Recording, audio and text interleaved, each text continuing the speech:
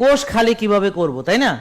তাহলে কোষের চর্বি যদি গলাতে পারি, মনে নেই সকাল থেকে কি কথা বলছি নাকি ভুলে বসে রয়েছেন? কোষের চর্বি যদি গলাতে পারি, কোষ যদি পরিষ্কার পরিচ্ছন্ন করতে পারি, টক্সিন যদি পরিষ্কার করতে পারি, কোষে যদি এনার্জি হয়, তাহলে কোষ ভালো থাকলে আমি ভালো থাকবো। কথা বুঝতে পারছেন? কোষ ভালো থাকলে আমি ভালো থাকবো ইনশাআল্লাহ। তাইলে চর্বি গলাতে হলে আগে চিনি খাওয়া কমাতে হবে সিগনিফিকেন্টলি, অথবা বন্ধ রাখতে হবে। তাহলে আমরা দেখে আপনাকে হোমায়ারের রিপোর্ট দেখে আপনাকে বলবো যে আপনার হোমায়ার কত। তো যদি আপনার বেশি হয় তাহলে কমাতে হবে।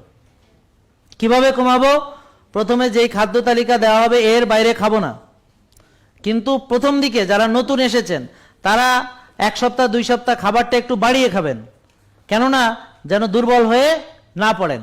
লবণটা খেতে ভুলবেন না, ডাবের পানি খেতে ভুলবেন না। একটু মনে করে ডাবের পানি এবং লবণ মেশায় খেতে হবে, এটা মনে থাকে যেন। এই দুটো জিনিস ভুলবেন না। তো প্রথম দিকে একটু বেশি খেতে হবে, প্রথম দিকে কম খেতে নিষেধ। প্রথম দিকে বেশি খেতে হবে, কেন? যেন দুর্বল হয়ে না পড়েন, যেন খিদায় কষ্ট না পান, যেন একটা ব্যাড এক্সপিরিয়েন্স না হয়। তো এতে আপনারা তো খুশি নাকি যে বেশি করে খেতে পারবো, ব্যাস।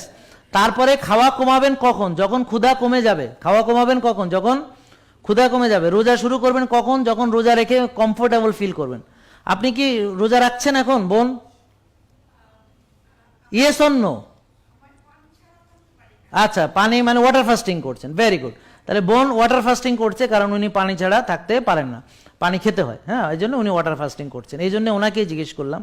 তো এখানে এক ধরনের লোক আছেন যারা কোনো কারণে, হয়তো কিডনিতে সমস্যা থাকতে পারে, অথবা ইউরিন ইনফেকশন হতে পারে, অথবা পানি ছাড়া থাকলে মাথা ব্যথা করতে পারে, ডিহাইড্রেশন হয়ে যেতে পারে, এরকম কিছু কিছু কেস ছাড়া যে আমরা কি করব, আলটিমেটলি ভালো হবো তো রোজায়। আলটিমেটলি কোষ খালি হবে কিসের মাধ্যমে? রোজার মাধ্যমে। কোষের পরিষ্কার পরিচ্ছন্নতা হবে কিসের মাধ্যমে? রোজার মাধ্যমে।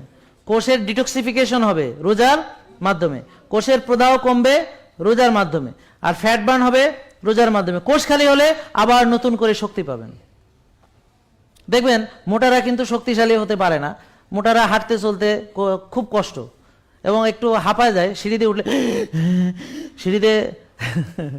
সিঁড়িতে কয়েক কদম উঠলে শুরু হয়ে যায়, হ্যাঁ, হাঁপানি। তো এখন ওরা তো এনার্জি, এই যে এত খাচ্ছে এনার্জি পাচ্ছে না কেন?